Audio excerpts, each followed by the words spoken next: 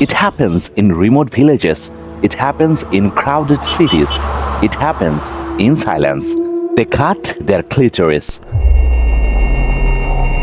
In the Dassanach tribe of southern Ethiopia, FGM is deeply tied to tradition, identity, and preparation for womanhood. The ceremony is called Dimi Ceremony.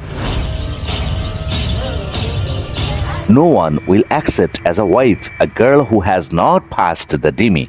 If the ceremony is not performed correctly, our lineage will be lost. Some anthropologists call it cultural heritage. Many health professionals and human rights activists call it violence. Female genital mutilation, or FGM, is a practice that affects millions of girls around the world. Should it be preserved or prohibited? In this video, we will explore the Dimi ceremony, the role of FGM in Dassanach society, and the voices of the girls who have lived through it.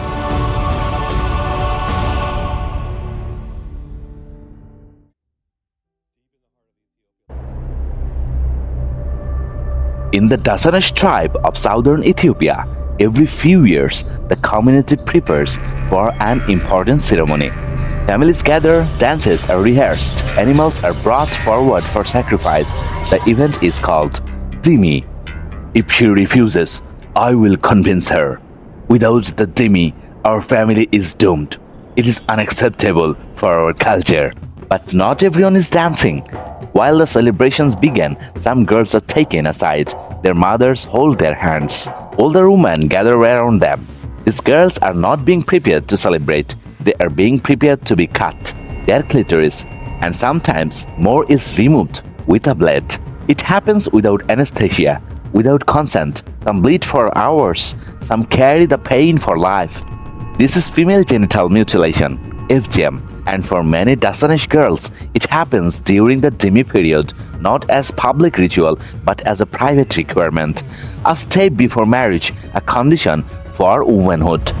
We will show you more fascinating and unbelievable rituals of the Dimi traditions later, the full process of Dimi ceremony.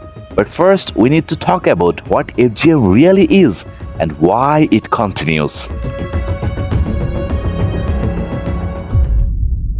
Female genital mutilation, or FGM, is the partial or total removal of the external female genitalia for non-medical reasons.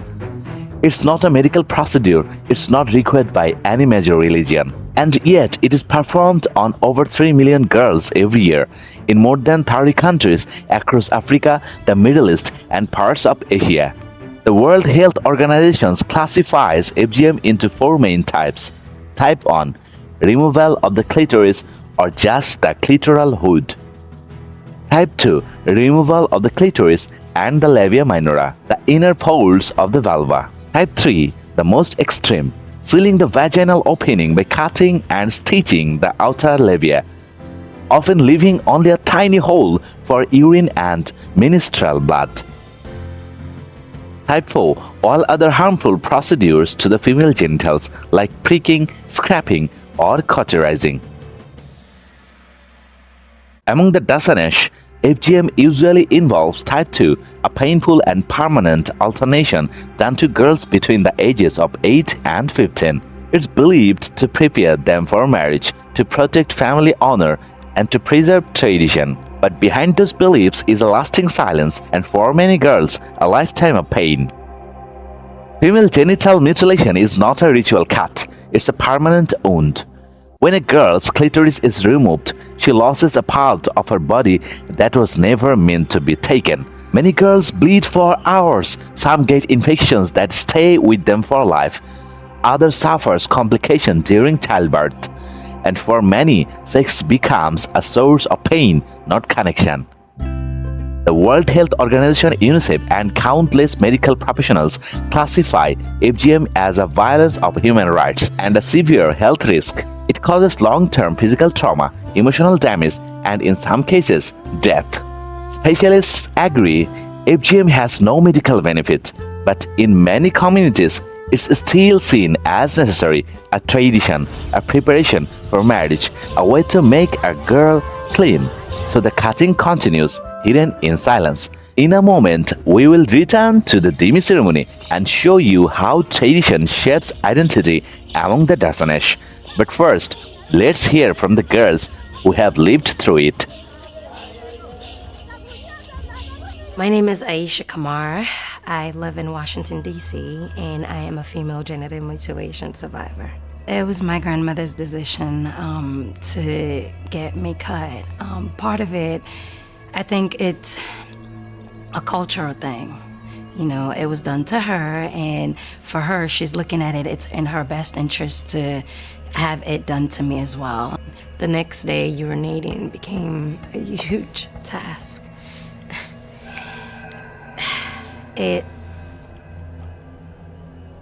For a long time using the bathroom, urinating was a difficult task. I didn't want to do it because it hurt it hurt tremendously. I can't even describe the words.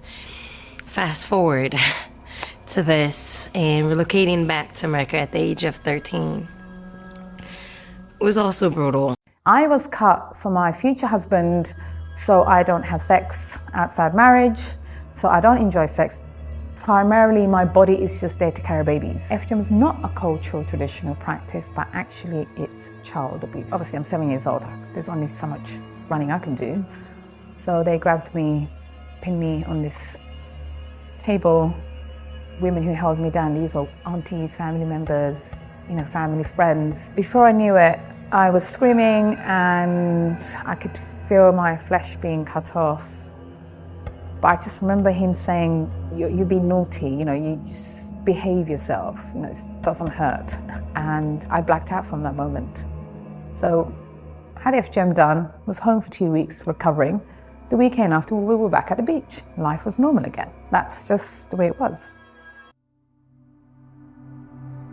The Dassanach are an ethnic group living in the Omo Valley of southern Ethiopia, near the border with Kenya. They are traditionally semi-nomadic pastoralists, known for herding cattle, goats, and sheep along the dry, open lands near Lake Turkana. Life here is shaped by survival, drought, heat, and shifting river banks all affect how families move and live. If you can see this type of sticks in front of the house, that does mean they have girls. In this house, there are 3 girls, one older. See, there is a tall pole, a large stick, indicating that there is a girl ready to become a woman, and 2 smaller ones, meaning there are 2 little girls. Within this context, practices like FGM are not seen as abuse, they are seen as necessary. The Dimi ceremony is one of the most important events in the Dassanach community. It's a time when families and neighbors come together to celebrate identity, strength, and unity.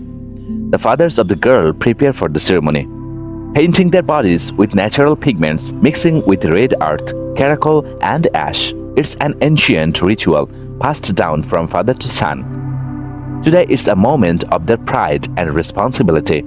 Ceremony process has started. The real name to understand: female genital mutilation. Because if they want to become woman from girl, excision is the only way. It can be partial or even total mutilation of the clitoris. The main goal is to prevent from feeling pleasure during sex, during intercourse with her husband. This is what the girls must go through to become women. They do not have any choice, because if they don't go through with it, they won't even be accepted by society. They would even be treated like animals. For them, it's culturally accepted. It's normal.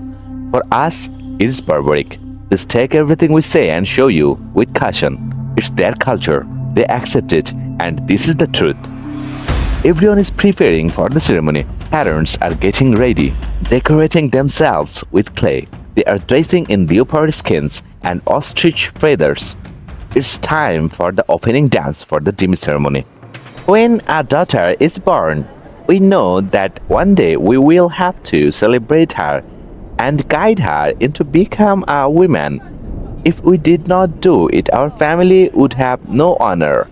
The ceremony lasts for several days and includes singing, dancing, and traditional rituals which honor the ancestors and the land. No, because the procedure is very quick. It is done with a knife, as it has always been, as all the women before us have done. Every woman must go through this trial. It's a blessing for her life. When a girl is mature, the ceremony must be performed. It's usually at the age of the 15 or at the first loss of blood. If she refuses, I will convince her. Without the Dimi, our family is doomed. It's unacceptable in our culture. No one marries a woman who has not undergone the Dimi. She would not consider a woman, and I could never marry her. It would be a disgrace. One day it will be our turn, but now we are little girls. Look at them. There is no fear in their eyes. Yet, while the community celebrates, some aspects, like female genital mutilation, remain hidden, a painful reminder of the complex balance between tradition and change. Female genital mutilation is deeply rooted in tradition, but it causes real harm. Health experts, human rights organizations, and many governments agree FGM should be stopped. It violates girls' rights to health, safety, and bodily integrity. It can cause lifelong physical and emotional suffering. Yet change is not simple for many Dassanach families.